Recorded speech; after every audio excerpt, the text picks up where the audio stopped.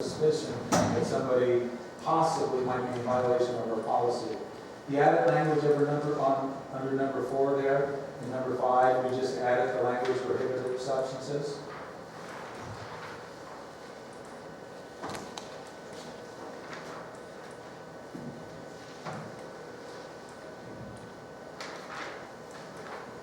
The post-accident testing. There's a lot of new language in there, and there is some similar one in there.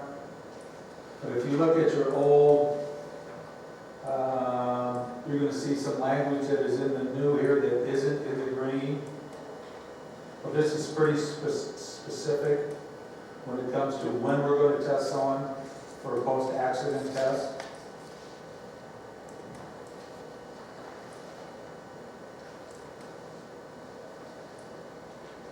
Safety-sensitive positions, and that's where the definition is there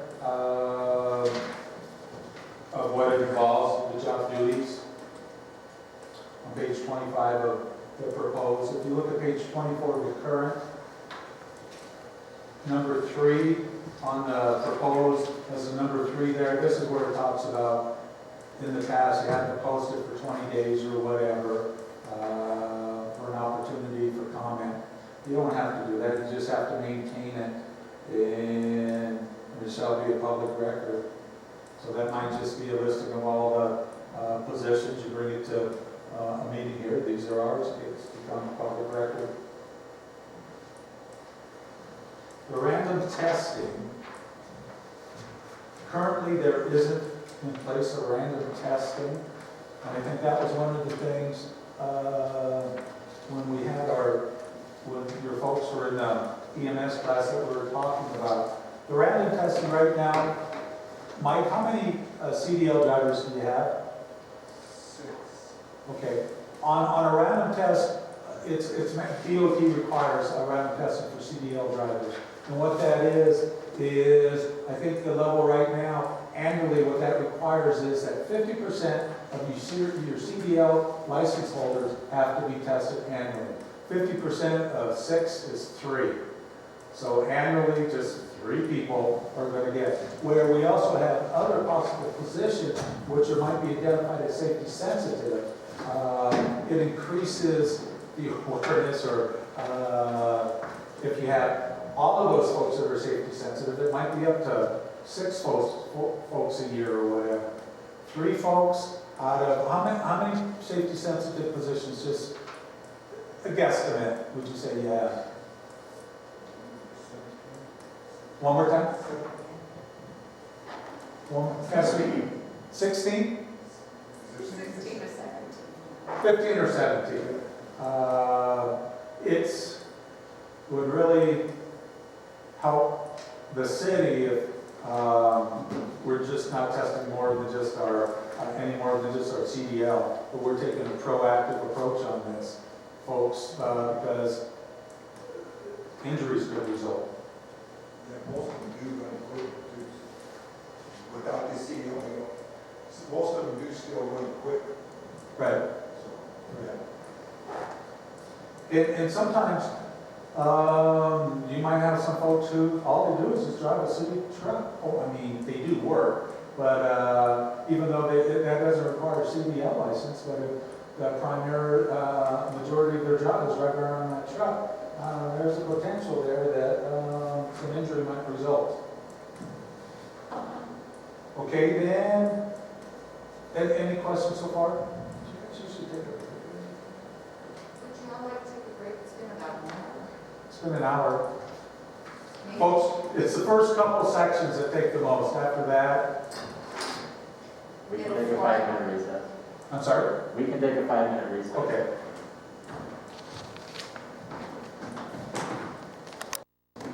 Okay, so we're on page 25 of the current and 26 of the proposed. The return to work is the same. Consequences for refusal to submit. It's similar language, that's why it's in the blue. Under testing guidelines, you can see the green. That's just adding more what the drugs are being, in addition to the drugs that are listed. We've increased that list since 2014 to include those as well. One of the things you'll notice under testing guidelines, that asterisk there, test for marijuana for workers' compensation purposes must be a blood test per requirement set forth. Now, some employees might kind of buck about this and say, no, I don't want a blood test. What happens is, with medical marijuana and medicinal marijuana, and folks that have not prescription, but a recommendation for medicinal marijuana, the THC remains in the system. For a workers' comp claim, that means that they were injured while they were working. Now, if someone gets injured and they just submit a urine test or whatever, at THC levels, it's going to just show. It's going to show positive or negative, and it's going to show it. With a blood test, it can get more specific down to the nanogram or whatever it's called, and that way, it's to the employee's benefit, because if they just say, no, I don't want it, we're going to do a urine test, it's going to show a positive. And chances are, workers' comp claim will be declined. Whereas if it's the blood test and say, they can figure it out, I mean, I can't even talk that language, but they can determine, did he have enough concentration to be under the influence that could have resulted in, and they could say yes or not, yay or nay on that. But that's why, but a lot of times employees would say, it's too invasive. And I say, well, okay, it's to your benefit, but anyway. And then an option for the drug prohibited substance retest. I don't know if you read this, but this has been challenged. Not challenged, but the reason why we have this included, you have a new employee within the first 3 days, you drug test them, they come back positive. By law, they can request a retest. Okay, and the retest, whatever the results are what you go with. Okay, that's to when people come on, especially like with the pre-employment test. And this isn't for fire or police. But for all the other ones, it's kind of like, okay, so if you're thinking about doing random testing or whatever with new employees or make them eligible, you might want to wait until that 30 days is up so they can't challenge it. Once again, anything in blue is the same. The other one is all new language where you see requirements for drug prohibited substance retest.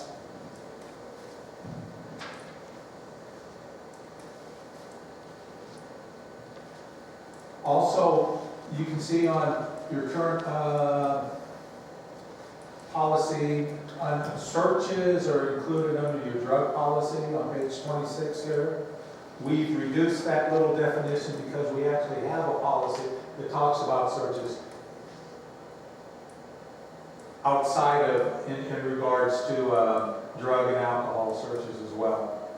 Okay? Question on that, Neil. Yeah. And it says, the city may search city vehicles. Does that person have to be qualified to do that? Or do we just grab Mike and say, go? One more time, I'm sorry, Jim. Which one? On searches, you know, the city suspects employees in possession. The city may search the vehicle. Do we have, does the person say, if we tell Mike, hey, we've seen a guy smoking a joint in a city truck, can he go search that vehicle? Is it a law enforcement that? No, you can search. It's no different than if you guys had like lockers or whatever. It's your property, you can search it. It isn't the employees, it's the cities. I mean, you might want to think about that though, especially if Mike goes, yeah, I found this, and you're going, Mike, you just put all your fingerprints all over that stuff. You might want to call law enforcement. You might want to remove the individual from the vehicle, however you want to proceed. But yeah, you have a right to it. Sometimes people will say, well, no, you don't. The employee doesn't own the truck. They don't own the property they work on. Whether they have their own little work bins or whatever, they're your property. Much like computers. But if there's a drug on the floorboard or whatever, most likely the guy says, that's not mine. And then the scenario, I guess. Yeah, I'd be keeping a close eye on that person. If all of a sudden, there's all these joints always falling around, and he keeps handing out hits, well, they're eating the trailer of joints. So the language is similar under, once again, like I said, we're doing the searches are different. We changed the language on 26 from discipline related to abuse to violations of policy. Turn the page. Page 27, confidentiality. We've just kind of reduced that down, as you can see, as required, instead of listing everything that the current one has. The next policy, prohibition of workplace violence. Everything is the same. We did add some additional behaviors under number 2 there on the new, which would be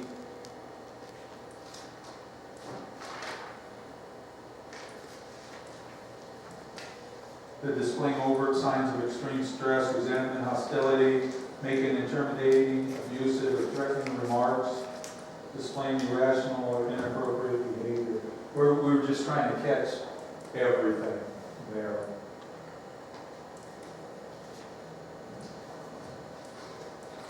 So the violations of the new is the same on page 31 as on page 29.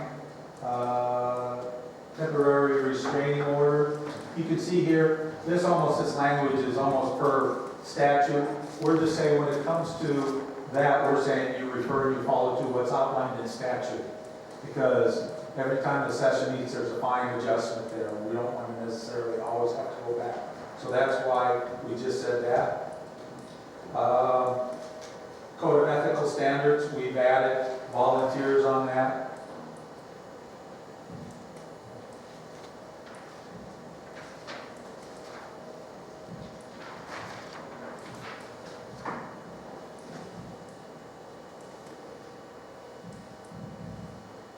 What you're going to see, if you look on page 31, that's a continuation of your Code of Ethical Standards, where up at the top it says, in addition, consistent with the provisions of 281A, 400 to whatever. Instead of listing, and these are all from the statute there, instead of listing that out, we're just saying that, that employees are going to comply with this. Because that way, I mean, these things, like I said, they're subject to change every 2 years. And it's easier to say, you know, they're going to be required for the provisions. If disciplinary action has to take place, whichever supervisor, we refer to that statute to see what the specific violation might be. Political activity, pretty much the same. We did add some language here at the end. And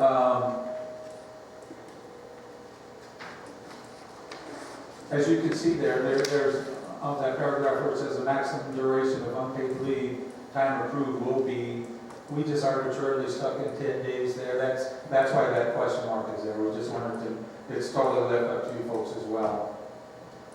The election-related communication, that's by law as well. That means any publication that comes out by the city, it's neutral, you're not endorsing one way or the other, and that's by statute as well.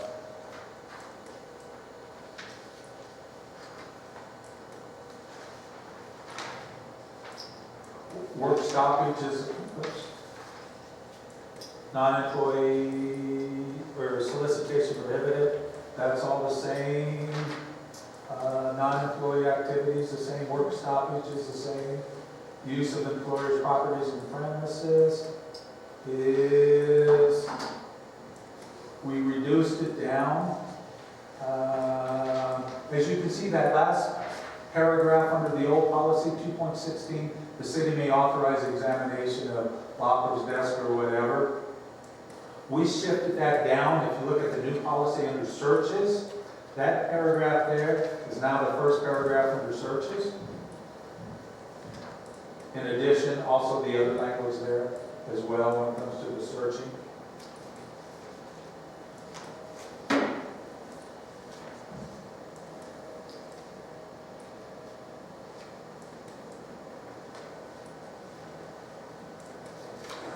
I mean, when it comes to searches, as I said before, the only thing you can't search is the employee themselves or their personal property, lunchbox or something like that. But that's where you can make that quick phone call and say, we have reason to believe that he might have something in his lunchbox there that, or something's in that furnace that isn't, the phone policy is the same. Once again, the blue language about the cell phones in the vehicles. We added the language about responding to messages unless they're using a hand-free operation devices. So in the blue, it's all the same.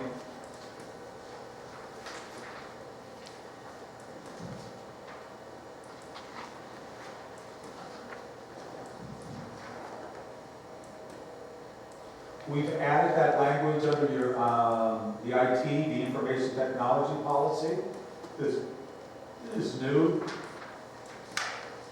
under the policy part.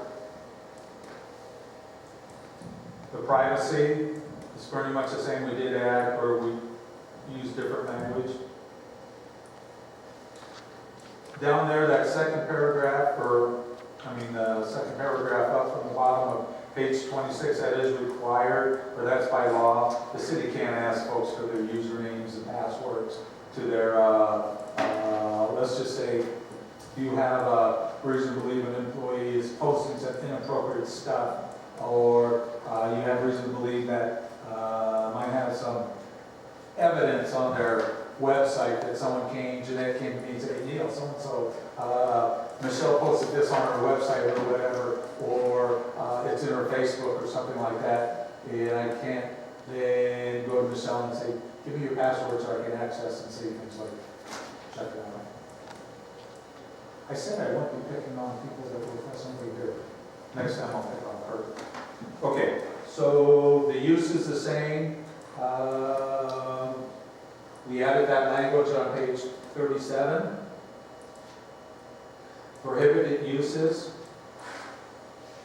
Once again, down at the bottom, instead of using all of the protected classes, we just said based on any protected membership, class membership. The next one, and this is totally left up to you folks, is on the social networking policy. That's all new currently, you do not have one. But the advent of, I'm not old school, I'm old time. I don't have a social media account or whatever, but this is pretty, lays out that folks are posting stuff on their own personal accounts or whatever that might be speaking badly of the city, their place of employment, or they're posting pictures of themselves dressed in whatever city uniform or firefighters uniforms or something like that. You can restrict it a little bit and make sure that they can be disciplined. I mean, you can't stop them for their freedom of speech or whatever, but there are some limitations. If they're continually bad-mouthing and saying, Mike has done this, he's done this, he's done this, he's done that, then that is a violation of a policy, and that's why it's nice. It isn't to put a gag order on the employees, but it lets them be aware. You know what? You just can't. Okay, once you clock in at 8 o'clock to leave at 5 o'clock after that, you know what? You can say whatever you want. No, not really, because any attention that I think within discipline, anything that there's perception of that views the city in an unfavorable light because of an employee's behavior, you can take corrective actions on that. So anyway, that's something that you guys can talk about or discuss if you want. We did just restate what you had under the use of tobacco, or we're also including tobacco products. For the longest time, tobacco products would include the vaping, would include whatever new advices come down the line as well. Conflicting employment. Outside employment, this was on your old page 37, outside employment. As you read the new one on page 43, I just want to throw this at you. If you read your current policy, one of the key things here is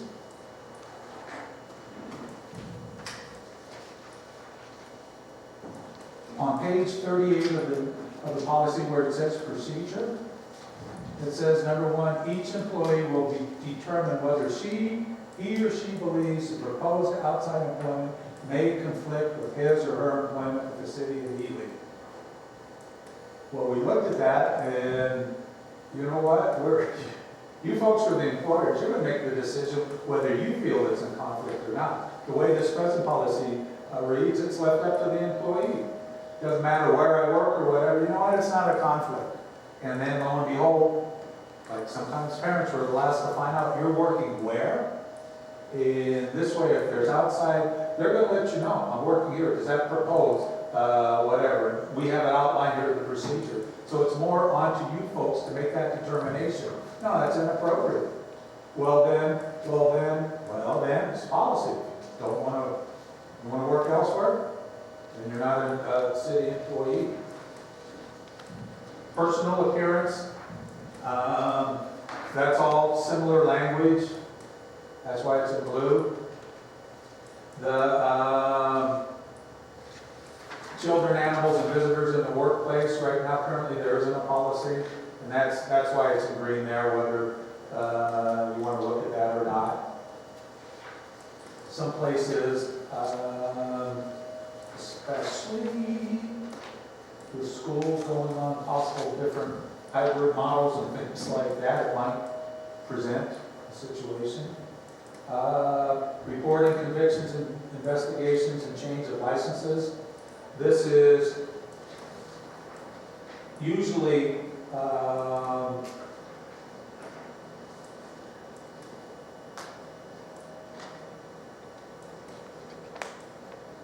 right now, the only thing you have in place is under the drug policy is if an employee gets arrested or gets his license revoked, they have to let you know that. But this is anything outside of that they need to report that, you know what, I've been convicted of this or whatever. It has nothing to do with job related, but it does impact the city because they need to inform you. You don't want at the last minute someone say, hey, well, sorry, I'm going to be gone the next maybe 3 to 5 years is what they gave me, so can I take an extended leave of absence? The other one on the next page, and I'm sorry, I know it gets kind of hard with that green print or the green highlight with the black print, but the whistleblower protection, that's required, I think, about 2-3 years ago. Presently, there isn't one. You do need a policy about that. And it's required of all county and incorporated. Now, I believe that the council a couple of years ago did pass an ordinance. Did what? Passed an ordinance. Okay. I will look that up. Okay. Now it'll be in the policy. Yeah, it's in the policy. Right. Right. And the old policies that we had, it was kind of like you have to jump through this one or whatever. Once again, NRS has it listed, outlined, the procedures they need to follow. Telecommuting. Yeah, actually, some of these we can strike. I don't know. Right.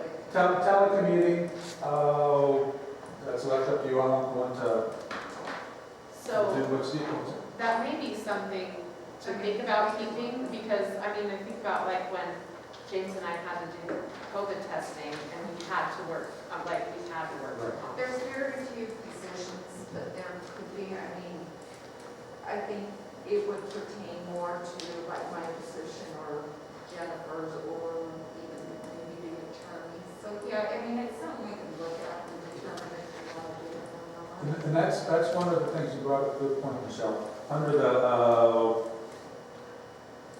as you're aware, well, you're all aware about the extended, the emergency paid sick leave and also the extended time of medical leave.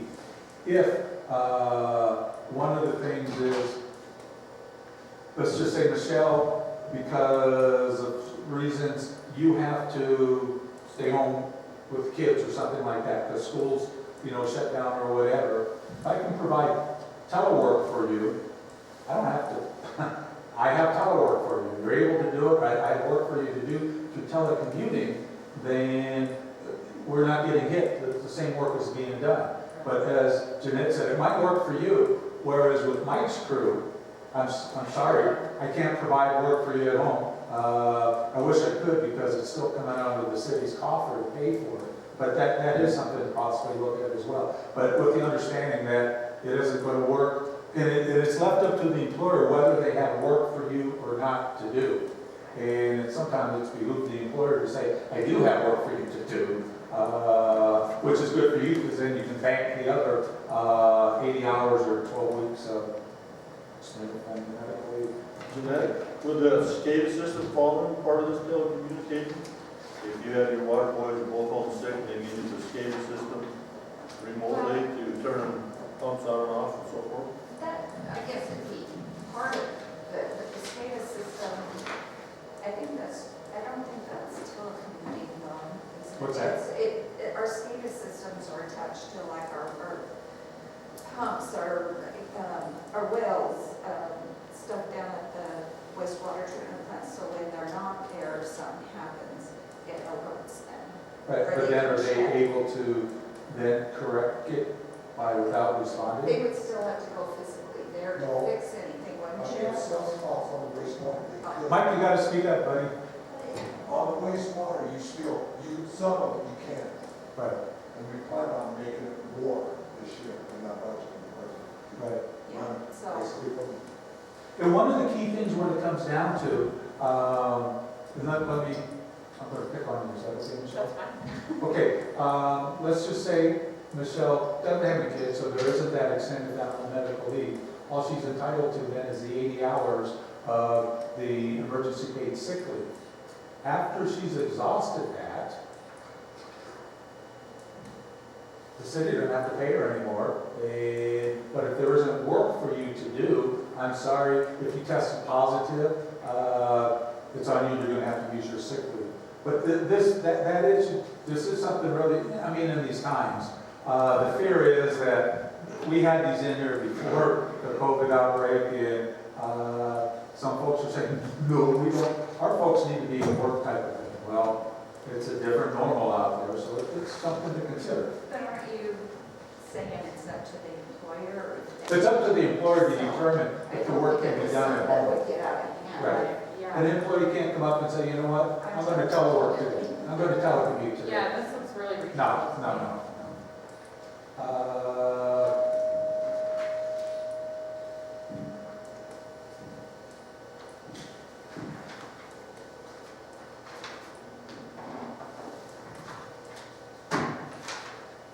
So pretty much then the last policy will be 2.27, workplace safety. That's just saying because currently you don't have any policy about that. I'm sure you have your own list, but we're going to abide by all OSHA.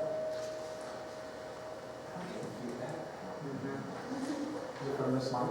Probably. Can I shut this off?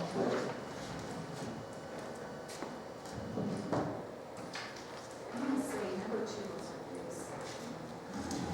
What's that? Number 2 is a big section. Yeah, that's the biggest one. The next one is the employment section, page, employment section 3.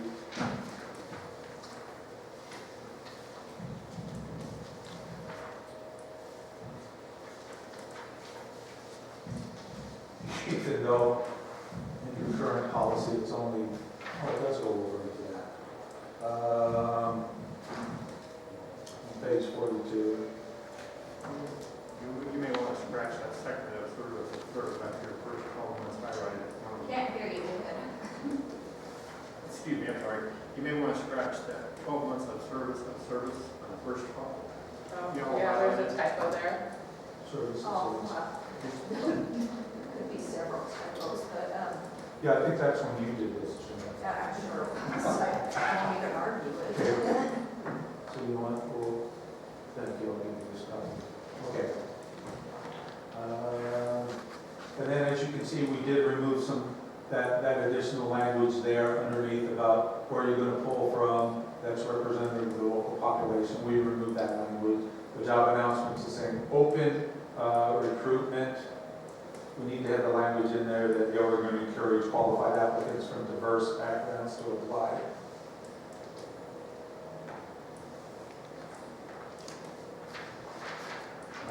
General requirements.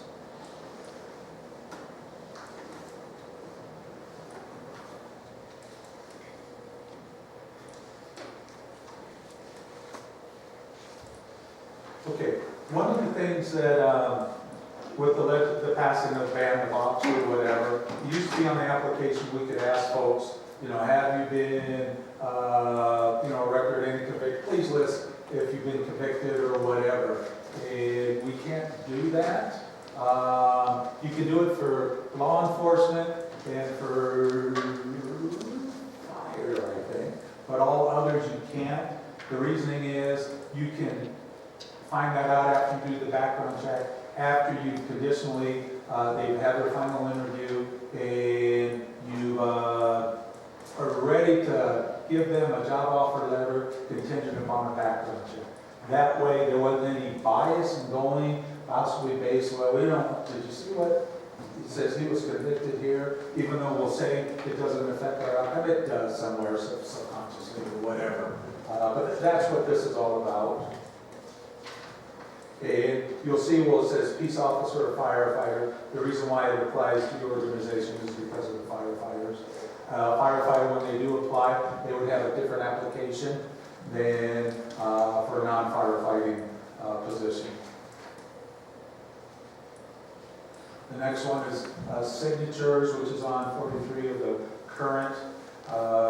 It's all applications must be signed by the applicant, and each signature is required. I know some places, I forget what the name of the program is, where an applicant can actually whatever it is, electronic filing of their signature. What's that? Something like that. The reason we say an ink signature is when it comes to an application, the most, I guess, abused, besides resumes being submitted, is information on applications when they submit it. And if someone submits a fax copy or just a copy, they could say, well, it's not really, I didn't sign that, we're asking for an ink signature because, it's binding now, the ink might be dry, but it's just as good as if it was wet. Going on down, the eligibility of applicants, there's that language there. Once again, we said firefighters also, even though most of that information doesn't pertain, it should be listed in there as well. Or you can just reduce it to firefighters if you wish. The other one is eligibility of applicants. You notice that we've added the other one. Applicant is a former employee whose performance evaluation indicated below acceptable performance. You might get that, what I want to say, potato that keeps applying, and you've already terminated them, it's been 5 years. You can look back and say, you know what, we don't have to interview this person, we don't have to consider their application. Their past record here is this or whatever, where some folks feel, well, we have to because they applied. You don't. We added language under the administration of examinations. And I think when we talk, the firefighters do their physical test or whatever, qualifying, but that might be part of the examinations. Or if Jennifer, Jeanette, or whoever wishes to have folks take an examination, a skills test or whatever, it needs to be applicable and relevant to their position.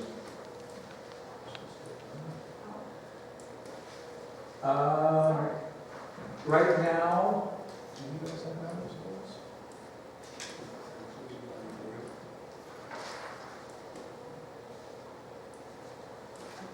Right. Right now, you currently have, under 3.9 eligible list.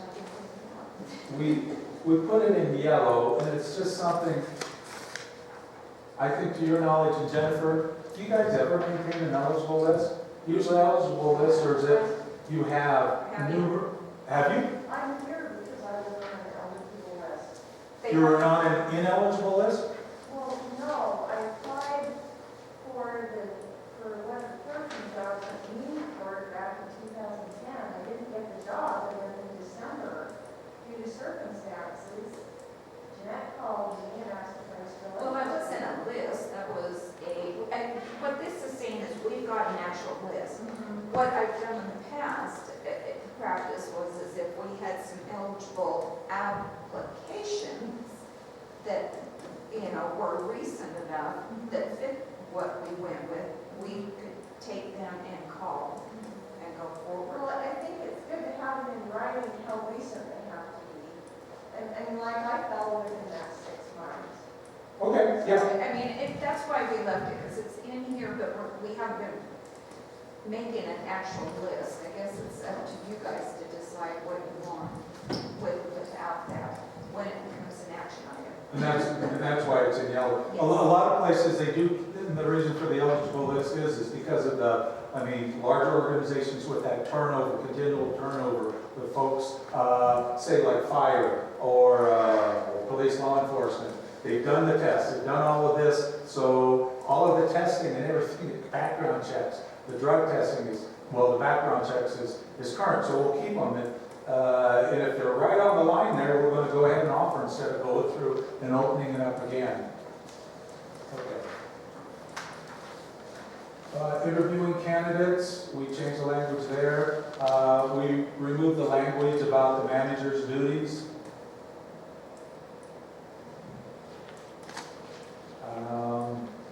Also, all of the managers right now have gone through the EMS, so they all know about what can be asked and not asked during an interview. A selection, once again, we took out everything and just added membership in a protected class. One of the things that is NRS, this came about, I want to say, and don't quote me either, in 15 or 17. You have to, if you have 2 employees or 2 applicants that are equal or whatever, you have to give preference first to a honorably discharged military personnel who's a citizen of the state, or then second to the citizen of the state of Nevada. So very seldom does that happen, but once in a while it does, especially you get 2 qualified folks and somebody can come back. But they have to elect on their application or notify you on the application and provide you with their discharge papers. I forget what it's called, DD. It's on the last Right. page where you're signing off, Right, the very right. last one. But anyway, that's something by law we have to do. So Neil, the first is a veteran and the second is a citizen of Nevada. Yeah, the first one is an honorably discharged citizen of Nevada. It doesn't, they have to be a Nevada resident or whatever, and honorably discharged. And then, if you have, then 2 people that are equally qualified, one's out of state, one's in state, you're supposed to go with the one that's in state. Right, but what I'm asking is if you had a veteran and you had a Nevada citizen with a veteran who's on. The veterans first, right? Yeah, that's what I meant. Right. Yeah. I'm sorry. Providing references, we just changed the language a little bit.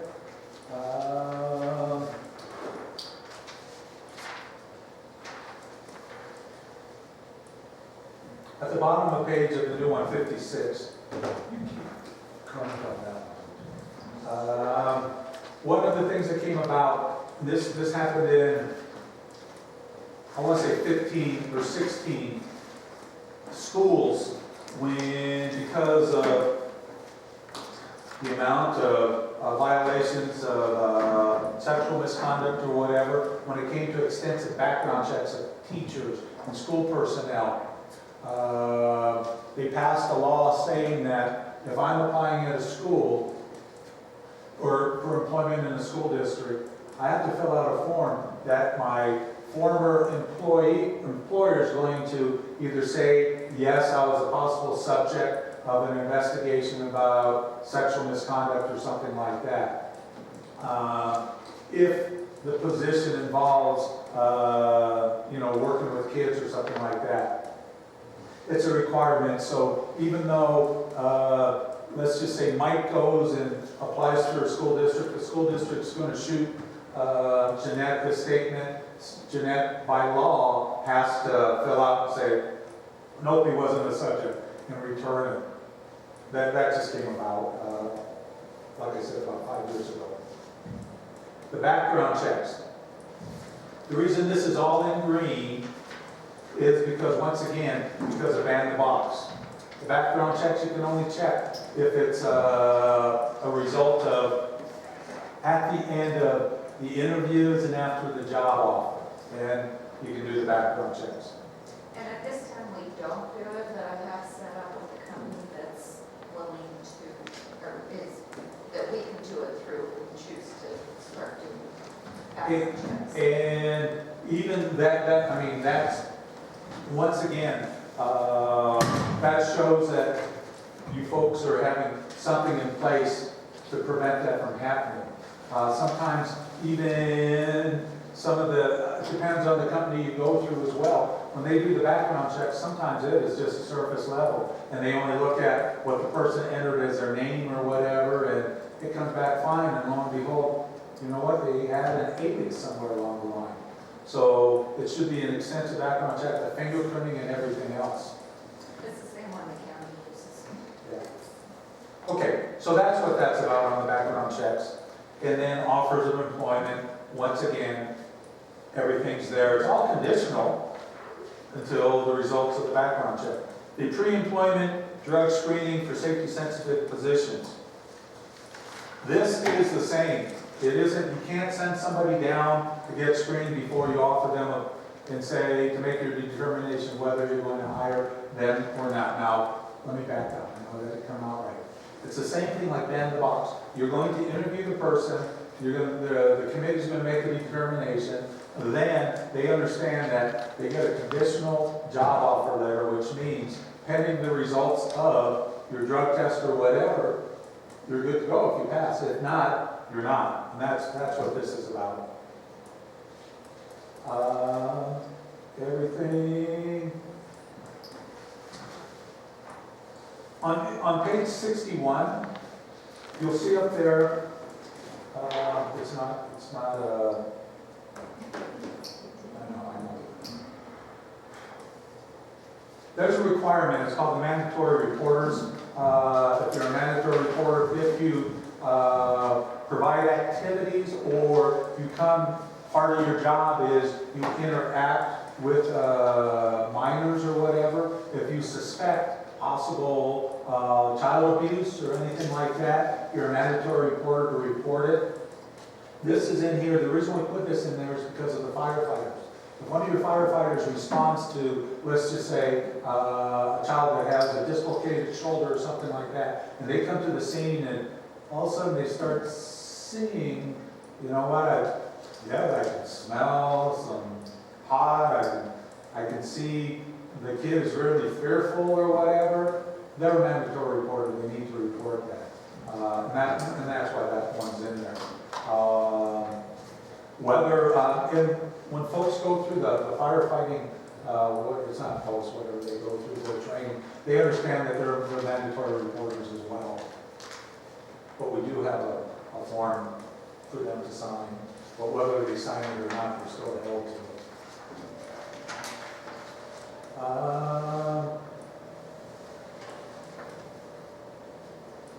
Introductory periods. There's a new language. All new hires, all new employees besides elected officials, casual, temporary, seasonal. Down below, we have, you'll see in green on page 61, Supervisors will conduct performance evaluations as outlined in the performance management section. Right now, there isn't evaluations or performance management. This is contingent upon whether you folks want to go ahead and say, yeah, we need to do performance annual performance evaluations on our employees. The next one is failure to work is the same transfers. Employee requested transfers, we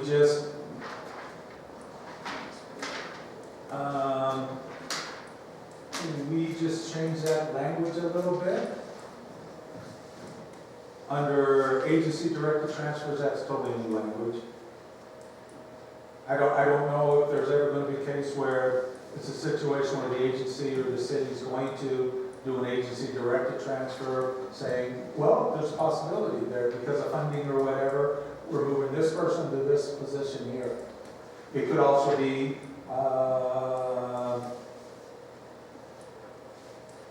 but it's, anyway, that way it gives you some leeway. Some folks feel entitled to, well, you can't transfer me, I was hired to this position and it's binding. No, it's not. You guys make the calls on the terms of employment. We also added that little language on 63. You have to be very careful when you're rehiring people that are drawing their PERS because they're in jeopardy of losing that if they put in so too many hours. We added just the language temporary and seasonal employees. Do you have seasonal? Sometimes. And sometimes the temporary might be if you have someone on an extended leave, you might, or a leave without absence, you might have a temporary, and that's why that's in there. The next one, employees' responsibilities, it's just a rewording of the language. The driving records, this is new. You don't have to have it in there. But right now, about the only people that you're going to be checking their driver's license are folks that are CDL license holders, that you know about their driving record. But if you have people that, as part of their job, they're driving around, and everyone in town knows that they have a heavy foot, and they're always getting tickets or whatever, even though they're not losing their license, you won't know about it. But periodically, if part of their job is to go to the post office or go whatever, you can check their driving record and let folks know that, you know what, you can't drive a city vehicle anymore. It's not part of your essential functions, but how am I going to go mail these letters? Well, get a bike or something. What's the bus around here called? Is there? Oh, It's called the bus. It's called the bus? Okay. Take the bus. The volunteer programs, like I said, you don't currently have one. This would just be language to look at if you did. Okay, we're done with that section. Section 4. These are going to go by. Section 4 is, there's only that one language. I mean, just restating the language there. And number 3. Look at that, we're done with section 4. Going into section 5, compensation plan. Added language, or we just restated language under work assignments. Everything else is the same. Time reporting, hours worked.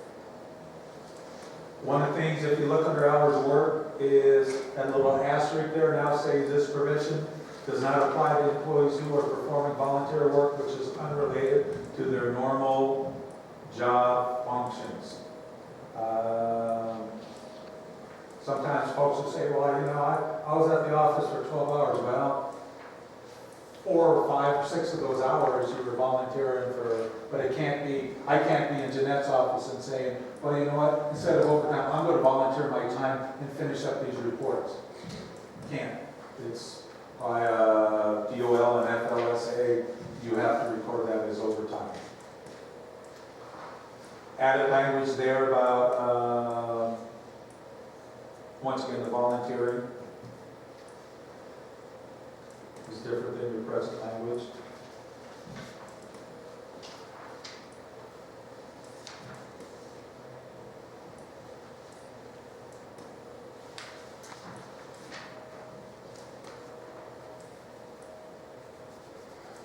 overtime, I would really look at this, and if you have questions as you're looking at that, I mean, Jeanette can answer those. Should have been saying that from the get-go. What's that? Okay. Exempt employees. This is where you folks are also going to have a big decision to make when we get to the lead part about the FMLA. Right now, the city has an FMLA policy in place. In FMLA, you're required to have FMLA if you employ more than 50 employees. And you guys don't, so that's a decision we'll have to make, but we'll talk about that as well. So as you're looking at these, decisions have to be made about, you know, which option you want to go with for the exempt employees, depending upon some things. Safe harbor's the same. On page 74, once again, I talked about this earlier, 517.2, the discussion of wages. You can't have a gag order, no discussion of wages. The advanced step hires, we have that in place.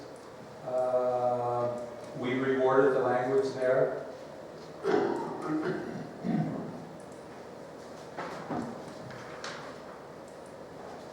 We also, Jeanette and I had a lengthy conversation about this one with step increases. Or you're going to see on the page bottom of 75, Y rates. Anyone familiar with what the Y rates are? If, say, we transfer Jeanette to another position, that the position that she's going into, the pay there on that position is less than what she's presently making. Okay? When we transfer, if it's an agency transfer, we're doing it not for disciplinary purposes or whatever, but we're doing that. Her salary is going to remain at her present level. It's not going to increase until actually through pay increases or whatever, the position she's in now gets to that level and goes from there. That's what Y rating is called. And with that being said, we will never do this because the people that we transfer and whatnot are going to be covered under the CBA. This is just strictly for like myself, Jennifer, anybody that's an exempt employee. Personally, I think it needs to just come out because I don't see us ever using this. But I wanted it in there because that is an option. Well, why?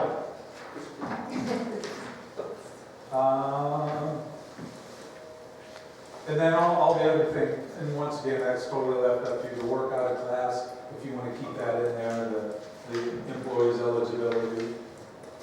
Okay. Section 6, the leave plan. The reason that one is in purple there, that's outside of, that's what you folks do. Yeah, that's what's Is currently your practice, instinct. but it wasn't in our policy, so I wanted to throw that in there. That one personal day upon completion of a new hire probationary period has to be taken from January 1 to December 31st. One of the things on this that I do encourage you to be thinking about is you might want not list that as a designated holiday, especially, and I don't know with the pay and everything else in your CBAs. Let's just say overtime for firefighters on a holiday is at a different rate than a regular. Well, for holiday, yeah, but we never use this as a holiday. Well, I mean, but we have. I know, but we have it on a holiday, so yeah, we could change it. But just, I yeah. guess, put it somewhere else. Did you say, isn't it a holiday? Okay, or you might say holiday pay does not include that. Put an asterisk here, is not included under the holiday pay. And the holiday pay, it's just reworded there.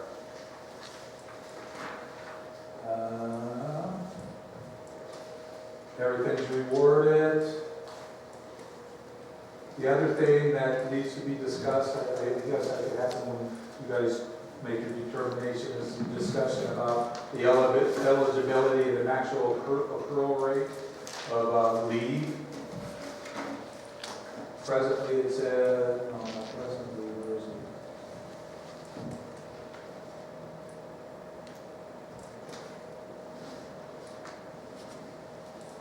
Eligibility and actual accrual. It's different language, but that might be something you might want to talk about. Yeah, that's why I put the need to review, we need to discuss Page what the council's 63, much more pleasure than is. before. I'm sorry? 64, the old one, and you read, and that's that. Yeah, I'm sorry. 64, the old one, it looks like you condensed it down a whole long way. Page 64 of the old Page policy. 64. Oh, okay. The old policy. Looks like you really condensed it down. Under, The sick leave, yeah. eligibility and maximum accrual? Yeah, and that's why I'm saying, if you can look at that, and then, this is our current language in our existing, what we, over the years, have reduced it down to. That makes sense.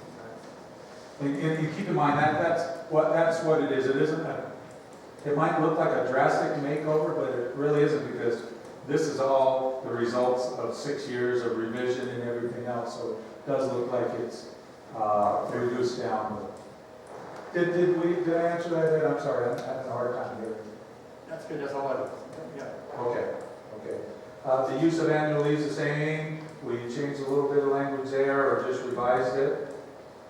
The policy on sick leave, your accrual, all of that language is just restated. We've added to the use of sick leave, in addition to C there in the third bullet. We've added that language.